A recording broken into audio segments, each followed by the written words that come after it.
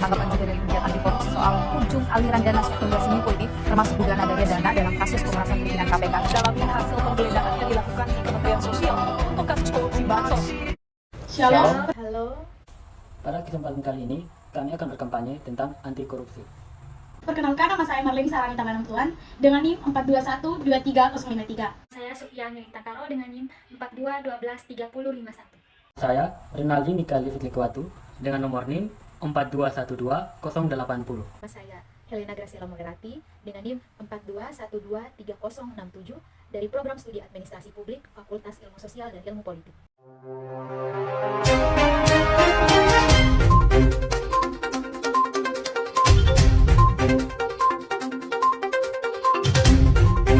Apa sih korupsi itu?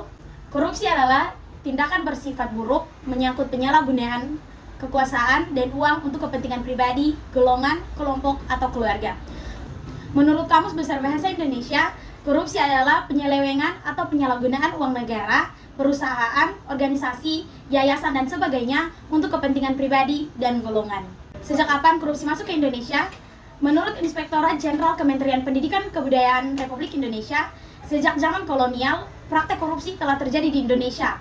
Namun, pendapat tentang apakah budaya korupsi diwariskan oleh Belanda masih jadi perdebatan di kalangan ahli sejarah dan juga sosiolog.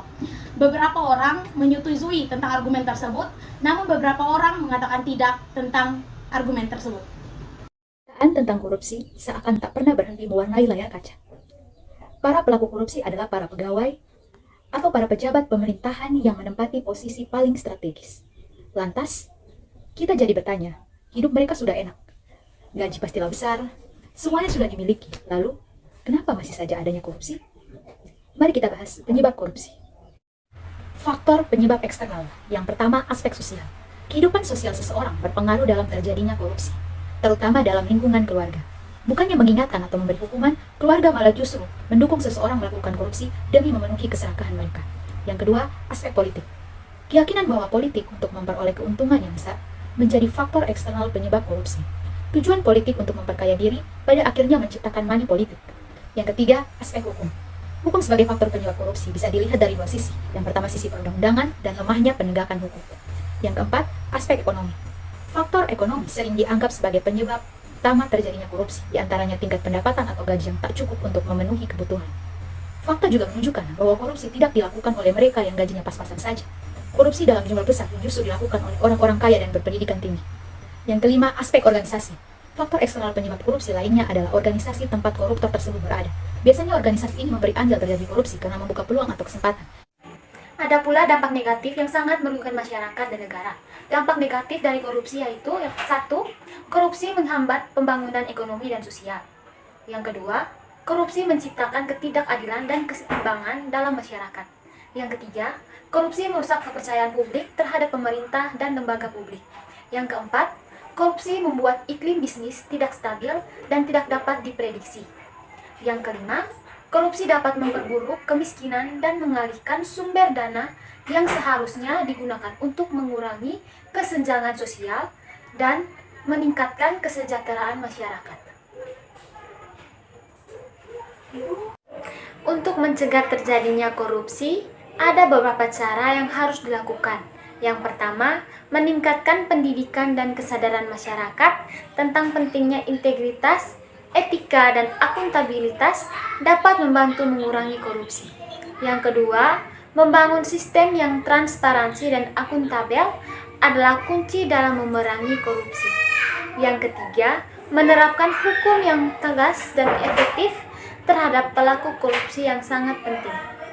Yang keempat, meningkatkan pengawasan dan audit terhadap penggunaan dana publik dapat membantu mencegah korupsi.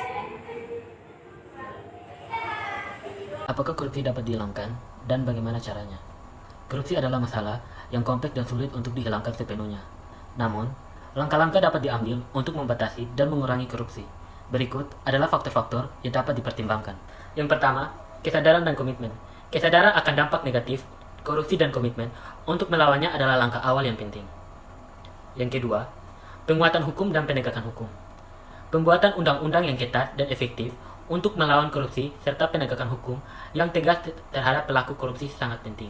Yang ketiga, transparansi dan akuntabilitas. Meningkatkan transparansi dalam pengelolaan keuangan publik dan proses pengambilan keputusan dapat membantu mengurangi peluang korupsi. Yang keempat, pendidikan dan pelatihan. Pendidikan yang mempromosikan nilai-nilai etika dan integritas, serta pelatihan yang meningkatkan kesadaran akan risiko dan konsekuensi korupsi. Yang kelima, kolaborasi internasional. Kerjasama internasional dalam memerangi korupsi sangat penting. Negara-negara dapat saling berbagi pengalaman, informasi, dan praktik terbaik dalam upaya untuk mengurangi korupsi secara global. Meskipun korupsi mungkin tidak dapat dihilangkan sepenuhnya, langkah-langkah ini dapat membantu mengurangi tingkat korupsi dan membangun sistem yang lebih transparan dan akuntabel. Terima kasih.